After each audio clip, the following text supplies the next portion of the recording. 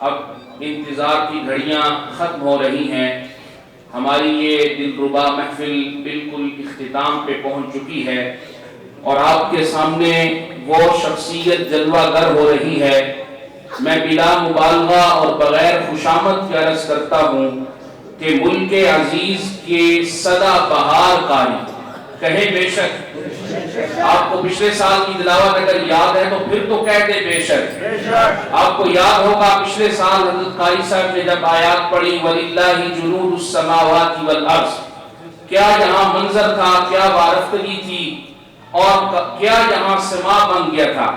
تو میں امید رکھتا ہوں کہ حضرت قاری صاحب آج بھی انشاءاللہ العزیز وہی منظر بنائیں گے۔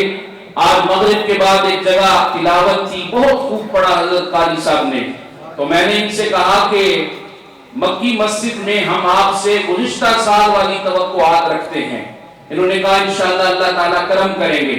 حضرت قاری ادریس آصف صاحب ہمارے محبوب ہیں، درویش مرش انسان ہیں اور ہماری ویسے بھی ان سے بڑی محبت، لیکن جب سے گزشتہ سال استاد گرامی حضرت مولانا عبید الرحمان صاحب نے ہمیں بتایا کہ یہ ہمارے شیخ و مرشد، ہمارے مربی، ہمارے محسن، ہمارا سب کچھ، جن کی نسبت پہ ہمیں ہمیشہ فخر، ناز اور مان ہے، استاد گرامی شیخ القرآن والحدیث جامع المحاسن حضرت مفتی خلیل الرحمان حقانی دامت برکاتہم، یہ ان کے پوتا شاگرد ہیں۔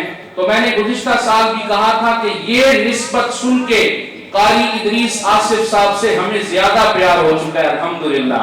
یہاں جتنے جامعہ عثمانیہ کے طلباء اور فضلاء بیٹھے ہیں، برادر کبیر حضرت مولانا محمد اکرم عثمانی صاحب ماشاءاللہ، اسی طرح حضرت مولانا عمران صاحب اور حضرت مولانا شفیق الرحمان صاحب، جتنے جامعہ عثمانیہ کے احباب بیٹھے ہیں، ذرا آپ ایک دفعہ محبت سے کہیں، پھر آپ کو دیکھ کے باقی بھی کہہ دیں گے سبحان اللہ۔ آپ توقع رکھتے ہیں کہ قاری صاحب انشاءاللہ گزشتہ سال کی یاد تازہ کریں، تو پھر ذرا دلوں کو تھام لیجئے۔ تشریف لاتے ہیں زینت المحافل، محبوب السامعین، ملک عزیز کی وہ آواز جو لیا سے اٹھی اور پوری دنیا میں گونج رہی ہے گزشتہ 40 برس سے۔ اللہ تعالیٰ اس آواز کو تادیر سلامت رکھے۔ تشریف لا رہے ہیں جناب قاری محمد ادریس آصف صاحب، ذرا اللہ کا نام محبت سے بلند کیجئے، نعرہ تکبیر، نعرہ تکبیر، شان محمد مصطفیٰ، شان صحابہ، دینی مدارس، شان قرآن، قرآن قرآن، جناب قاری محمد ادریس آصف صاحب۔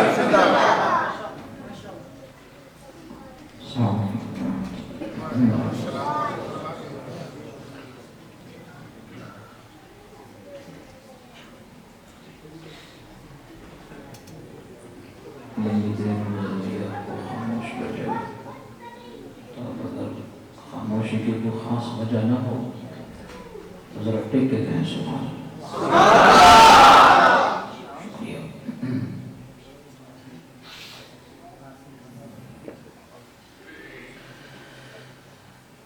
أعوذ بالله من الشيطان الرجيم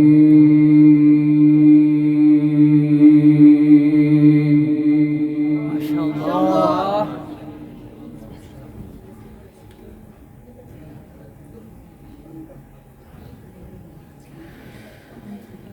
بسم الله الرحمن الرحيم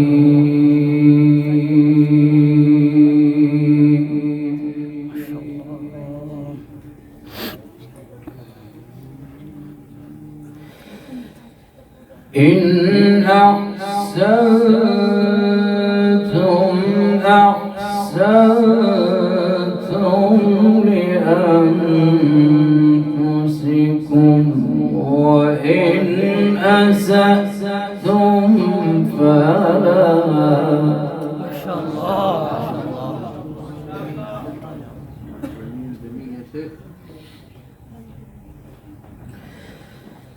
فإذا جاء وعد الآخرة ليشهدوا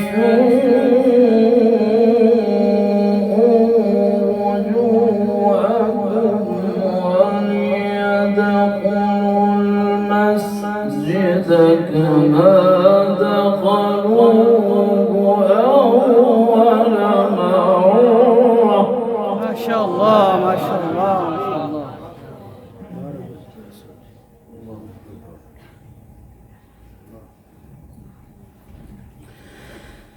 فإذا جاء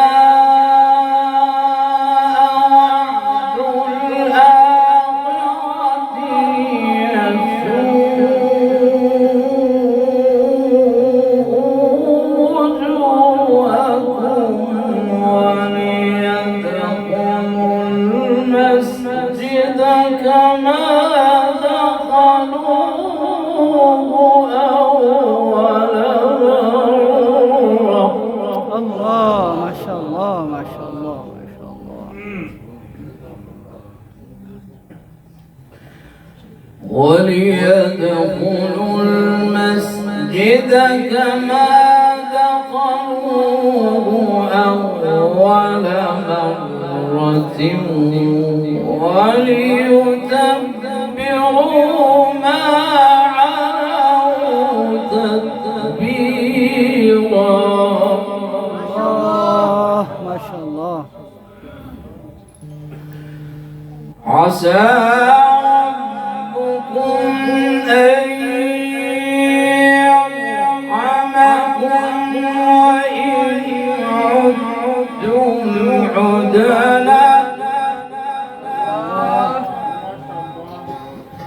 وجعلنا جهنم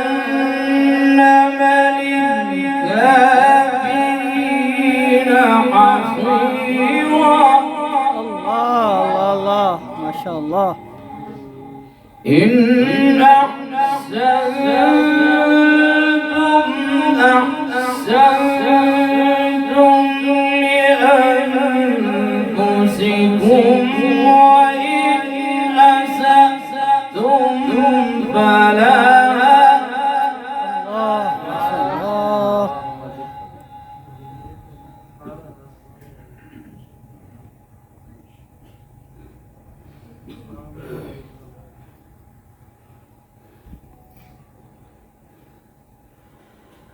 بسم الله الرحمن الرحيم.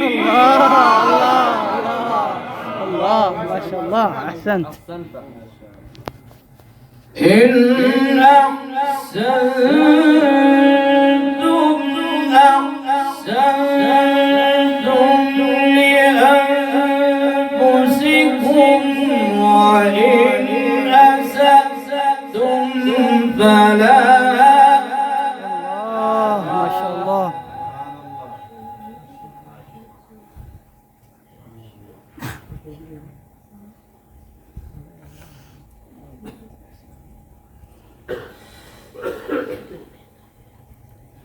فإذا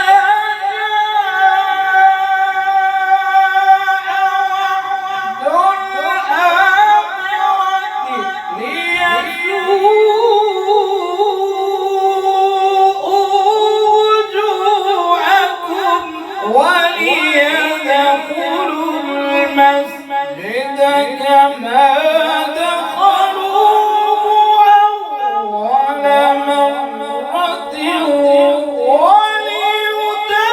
وليتبروا ما علوا تتبيرا.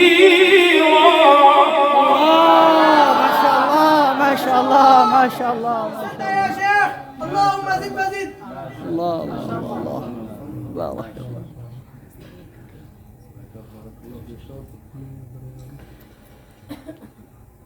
عسى ربكم أن يرحمكم وإن عدتم عدنا. الله. وجعلنا جهنم للكافرين حصيرا. الله. إن هذا القرآن يهدي للتي هي أقوم. الله الله الله ما شاء الله.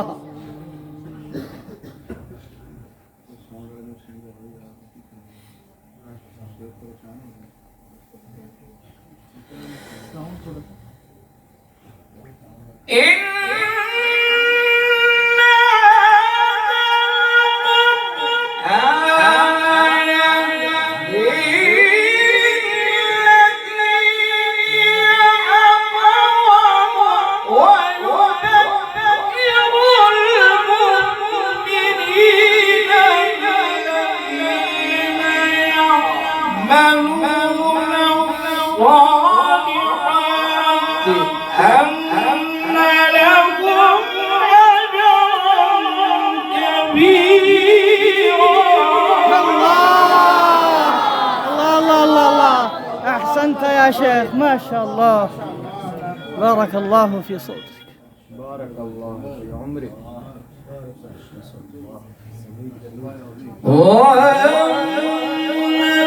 والذين لا يؤمنون بالآخرة أعتدنا لهم عذابا أليما. الله. ويدعو الإنسان بالشر دعاءه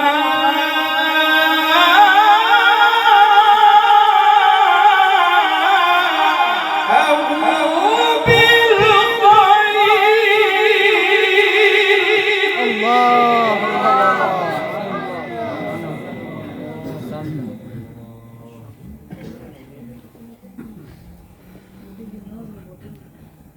ويدعو الإنسان بالشر دعاءه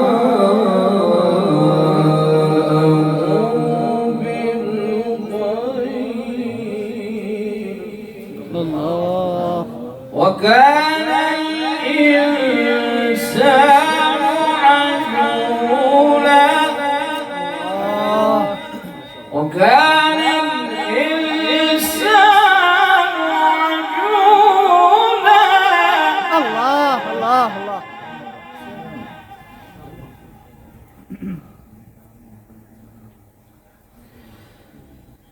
ويدعو الإنسان بالشر دعاءه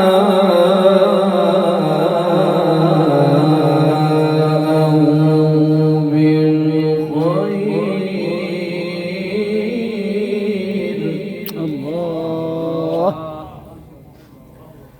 وكان الإنسان عجولا.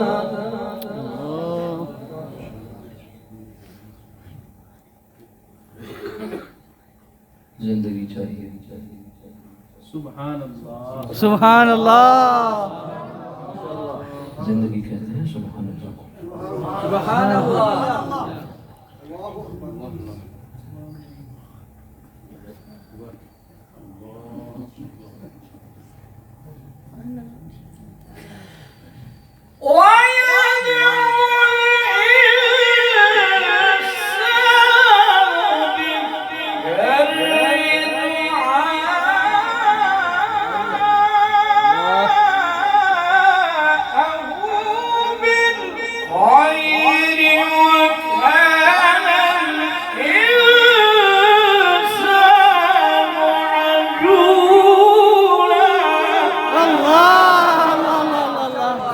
أحسنت وأجملت يا شيخ.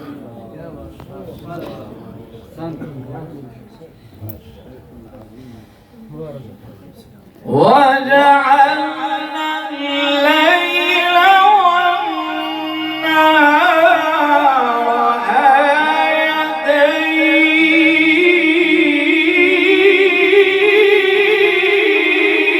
آيتين. الله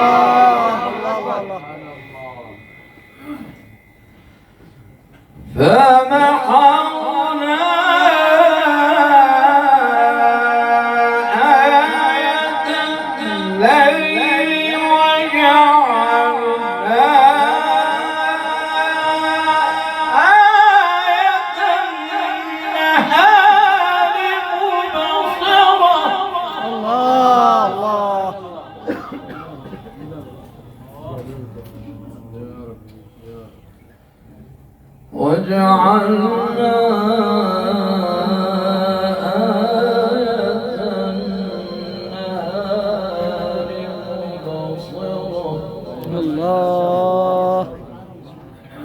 مبصرة لتبتغوا فضلا من ربكم ما شاء الله.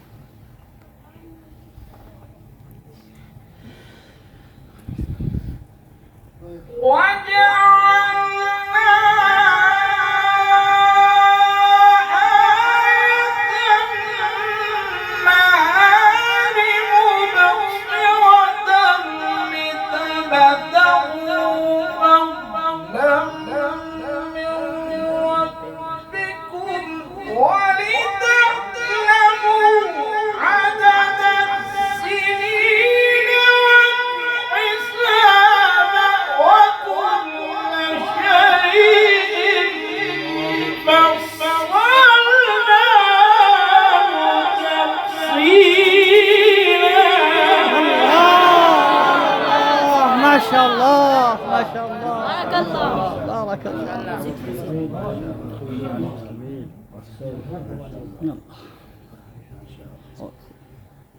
وكل شيء فصلناه تفصيلا. الله الله.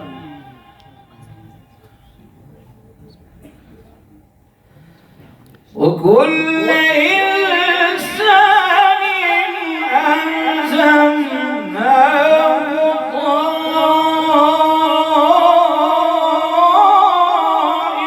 طائره في عنقه. الله.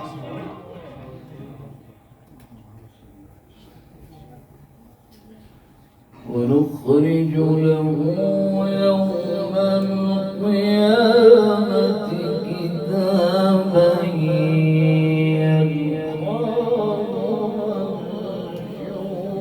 منشورا. الله.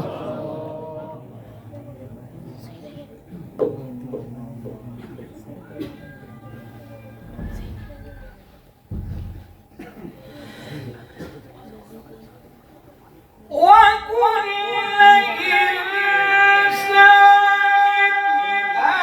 ألزمناه طائره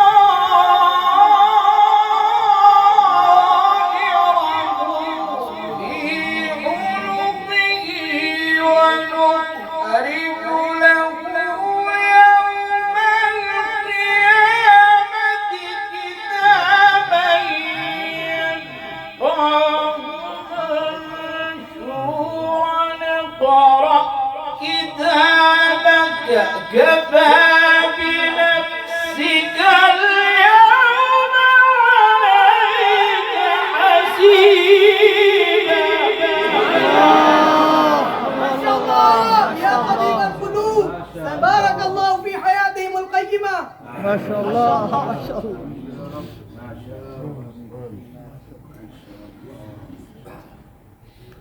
وكل إنسان ألزمناه طائره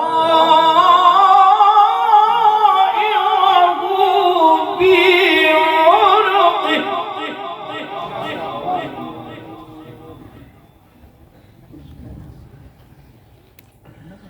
ونخرج له يوم القيامة كتابا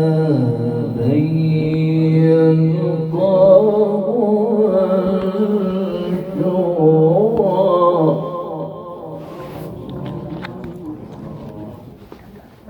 اقرأ كتابك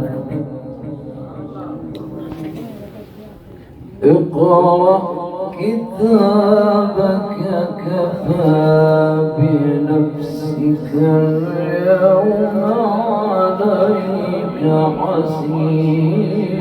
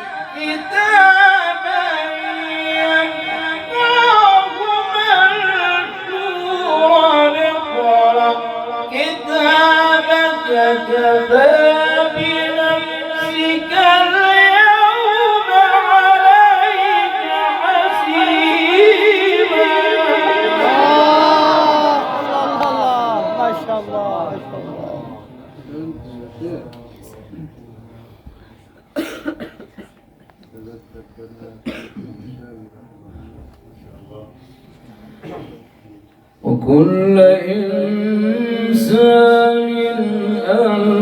ألزمناه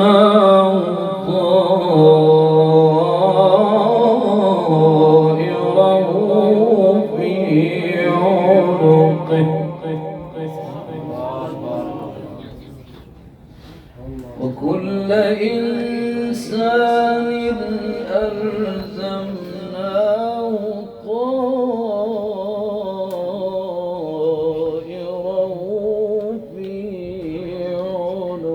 الله Santa. Masya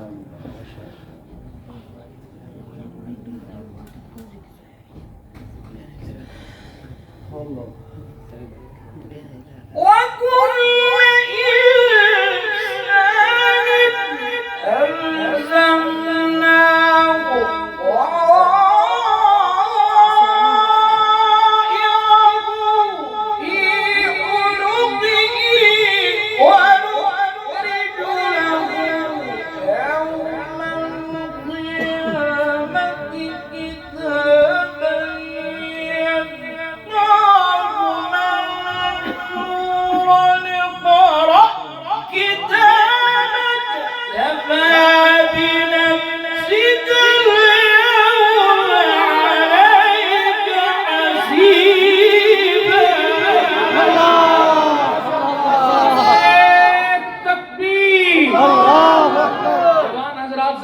बुलंद करके नारे तकबीर, नारे कुरान, अज़मते कुरान, एजाज़े कुरान। या शेख बारक अल्लाह फी उम्री। माशाअल्लाह, आमीन आमीन आमीन। الله أكبر بسم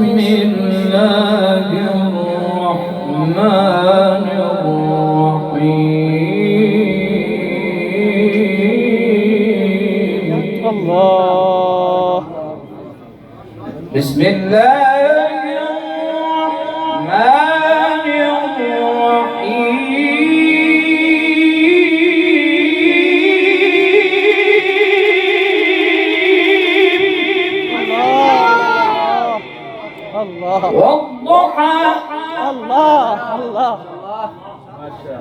والليل إذا سجى ما ودعك ربك وما قلى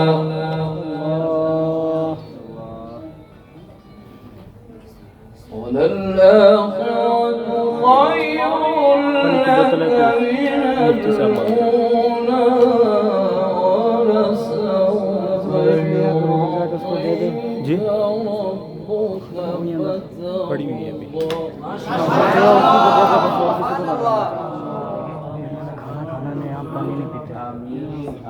कौन थोड़ी पड़ी हुई है बस ठीक है।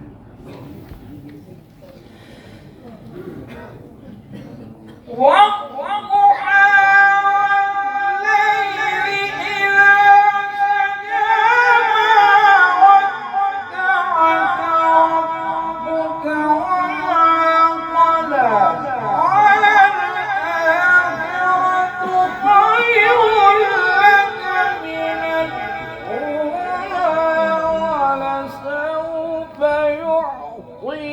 ربك فترضى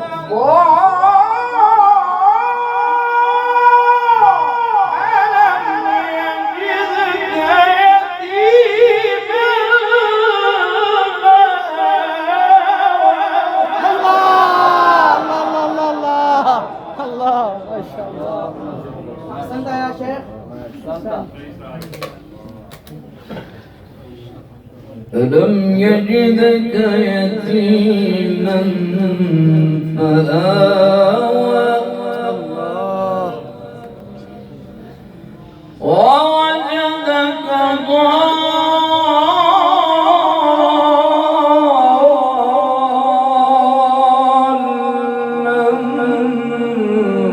فهدى ووجدك عائلا فأغنى فأما اليتيم فلا تقهر وأما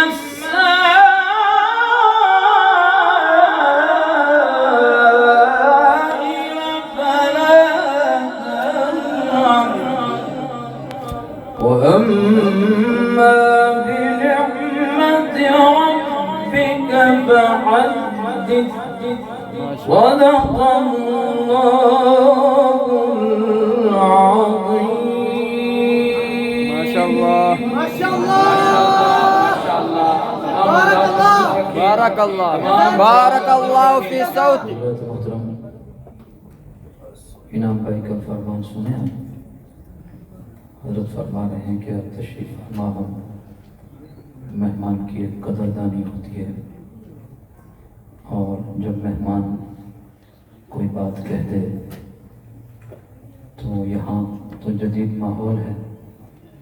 میں بلوچ برادری کا ہوں.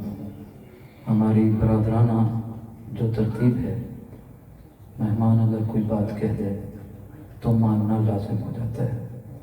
لیکن میں ایسی بات آپ کو کوئی نہیں کہنے والا. البتہ اتنی بات ضرور ہے مشائخ تشریف فرما ہے مجمع میں راتوں کے شب بیدار روشن ضمیر لوگ تشریف فرما ہیں. بس میں صرف آپ اس کی خدمت میں ایک ہی بات کہہ کے پھر اس کے بعد میرے بہت ہی پیارے اور محسن الکرم فرما قبلہ مولانا انعام الرحمان صاحب آپ سے چند باتیں کریں گے.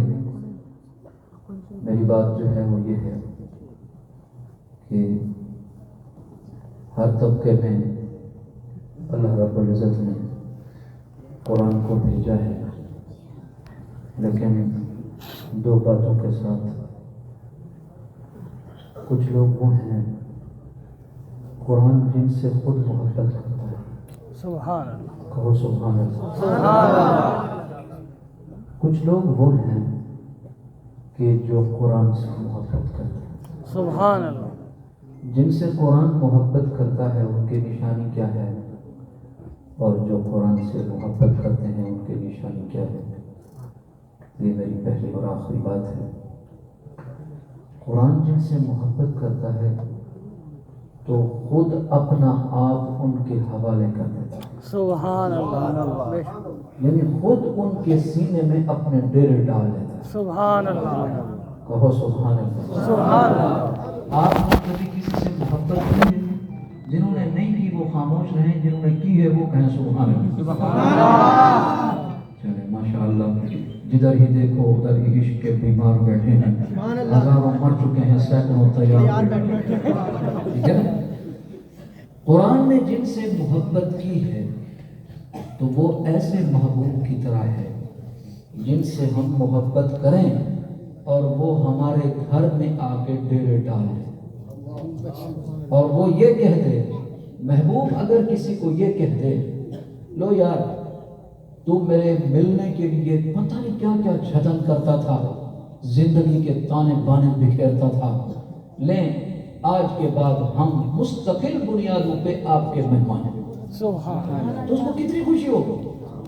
تو یہ قرآن جیسا محبوب کلام، اللہ کا کلام جب کسی کے سینے میں آ کے ڈیرے ڈال لیں تو اس سے بڑی سعادت اور کون سی ہوتی ہے؟ ایک بات کمپلیٹ ہو گئی۔ اور دوسری بات یہ کہ جن لوگوں نے قرآن سے محبت کی ہے ان کی نشانی کیا ہے؟ ان کی نشانی یہ ہے کہ وہ پھر ان لوگوں سے محبت کرتے ہیں جن کے سینوں میں اللہ کا پاک کلام۔ سبحان اللہ۔ اور یہ دونوں لوگ اتنے عظیم ہیں کہ ان کے جنت ہونے کے ضامن نبی آخر الزمان صلی اللہ علیہ وآلہ وسلم ہیں۔ اللہ تعالیٰ کی ذات ان مشائخ کا، حضرت استاذ کا اور مشائخ سب حضرت کے جو تلامذہ ہیں اور جتنے حضرات حضرت سے مستفید ہوئے سب پر اور ہم سب پر اللہ تعالیٰ کی ذات حضرت کا سایہ قائم و دائم فرمائے، اور اسی طرح آپ جو تشریف لائے ہیں اللہ تعالیٰ کی ذات آپ کا کھانا بے حد قبول و مقبول فرمائے، کہنے سننے سے کہیں زیادہ عمل کی توفیق سے آمین۔